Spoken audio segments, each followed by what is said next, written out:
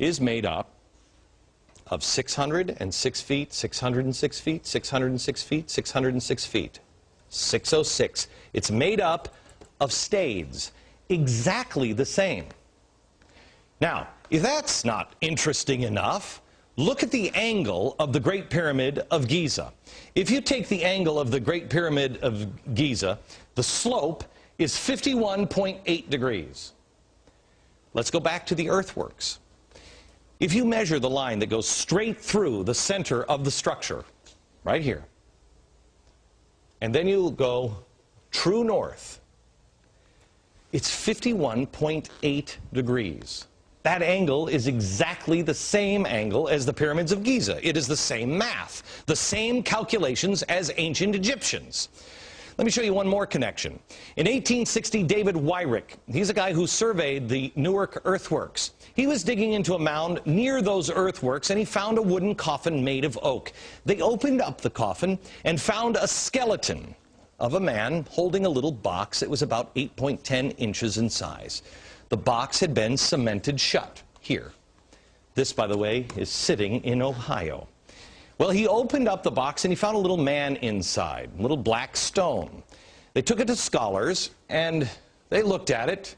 The man seems to be carrying something, and there's writing here at first they couldn't recognize. The writing is, they thought in 1860, some sort of Hebrew.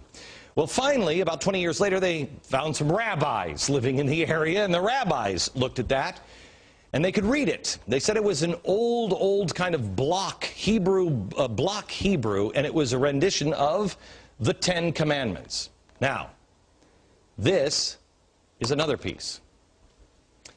Block Hebrew, they said they'd never seen anything like it. Mainstream archaeologists at the time called this a hoax. But then in 1900, or just about after 1900, in Israel, they found the same block-style Hebrew writing. Mainstream archaeologists still dismiss the findings. They found it in Israel, and they found it in Ohio. But there was another stone that they found that they couldn't argue. This is the Bat Creek stone. It was found during the course of an official Smithsonian evacuation. The Smithsonian didn't understand the meaning of the writing on the stone. They thought it was Cherokee, since it came from Cherokee country. They didn't realize that it's actually Hebrew. They had published this originally upside down. They threw it in a box at the bottom of the Smithsonian, put it in the basement. Many years later, a scholar took it out of the box, looked at it, and went, oh my gosh, it's upside down. It's Phoenician, ancient Hebrew. So what's going on here? What is that about? Where is that history? I'll show you in a few minutes, and we're going to have a conversation, and I'm going to show you some more things that the Smithsonian, science, government, commerce colluded to erase. By the way, I want to thank the directors of the documentary Lost Civilizations of North America for bringing these stories to my attention. I was blown away. To find more, visit the website lostcivilizationdvd.com. Here's the thing we should be asking ourselves. I don't know the story of these. Do you know that? Did you know that? Do you live in Ohio, and did you know that? Why not? Were the American Indians wronged? Yes. Yes. And that's what we focus on in America, is we were bad to the American Indians. Forget about it. It's in the past.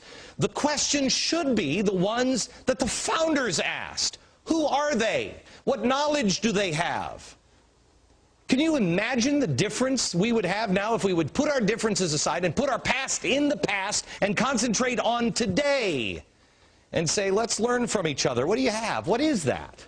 What is that? When we come back, I'm going to be joined by Peter Lilback, who is, I've told you before, is one of my favorite authors. He's going to talk to me a little bit about the founders here. And I'm also going to show you some documents that show how that history has been erased. Next. This is the Smithsonian Annual Report, 1882, 1883. This is John Wesley Howell. This is an original copy. John Wesley Howell in 1789. Again, Powell. This is the director of the Bureau of Ethnology at the Smithsonian Institute, he said this: artifacts found prior to Christopher Columbus's arrival would be considered illegitimate by the Smithsonian. Only the savage Indian culture would be observed, and this created the artificial barrier to science. Only the savage. Science was colluding with government because of commerce, and religion was involved. Now, why do I tell you all this stuff? Not because I'm an Indian expert or anything else. You got to do your own homework. I just found out about this stuff. I'm amazed by it. I don't know what the answer is on this. The reason why I bring it up is the stock is not bad. The soup went bad, but the stock is not. Peter Lilback, Dr. Peter Lilback. How are you, sir? Good to see you. This is a book that needs to be owned by every American. Every single American should have this book in their home. It's called Sacred Fire. These are the words of George Washington, and it takes history absolutely apart. Apart. Not on somebody's opinion, but on their own words, on his words. Peter, I want to go to you and talk to you a little bit about, again, the stock. George Washington had a good relationship. Our founders had a good relationship with the Native Americans, right? There's no question about that. When they came to America, they realized they could not survive without a close relationship with the Indian people. The greatest story, for example, is the Pilgrims who were blown off course. 800 miles out of their destination in Virginia, they're in Massachusetts. They land on ground, and they're in the middle of nowhere, no government. They make the Mayflower Compact, so they have government when they land. And there's no Native Americans there because a plague had gone through, but one person shows up. He happens to be a Native American that knew English. He'd actually been taken captive to England. He'd learned English. He'd gotten his freedom. He came back, his people were gone. The white settlers are there all of a sudden, and he meets them and he says, "Welcome." He speaks English. They couldn't believe it. The providence of that moment is extraordinary. They needed help, and there was a person there to help them, and he was a Native American. Right. And that creates Massachusetts. All right. Do I have time for one more story real quick? No? Okay, hang on, because I want to come back and talk about, William Penn. Because William Penn said something when he was working with the Indians that is critical to understand the truth, I think, about America.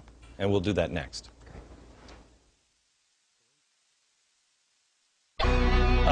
The history that has been erased in our nation, and in particular with the Native Americans, happened because it didn't fit the story they created, Manifest Destiny. It only works when Indians were savages, and they had to have savages for commerce and government to expand. The ancient artifacts prove otherwise. Why aren't we looking into those? Peter Lilback is the president of Providence Forum and the author of George Washington's Sacred Fire. Okay, Peter. I think a great place for Americans to understand the truth about Americans and Native Americans and African Americans, all of it, it comes from William Penn. Tell the story. Great story. Philadelphia, the great founding city of the United States, that's where government began, was founded by William Penn. He wanted a city without walls. And he determined that he would do it by making a constant commitment to justice and ethics with the Native Americans. There never was an Indian war with William Penn. And there's a wonderful treaty that still exists that describes the commitment they made, and it says this: there are good people and bad people among all people. There are good and bad Indians, there are good and bad Christians. That's what he called them in Philadelphia. And he said, we must come together so that we will address these problems that will come with respect and by communication, affirming the good. That's where we need to be.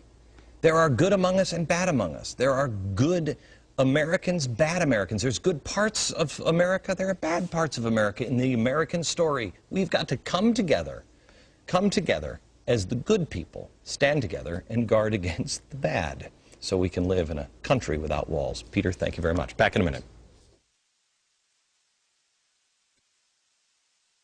To expand our own understanding of America, good, bad, and ugly, with the Civil Rights Movement tomorrow and Friday. And then we'll see you down at the mall in Washington, D.C. on 8/28. Don't miss it. History in the making from New York. Good night, America.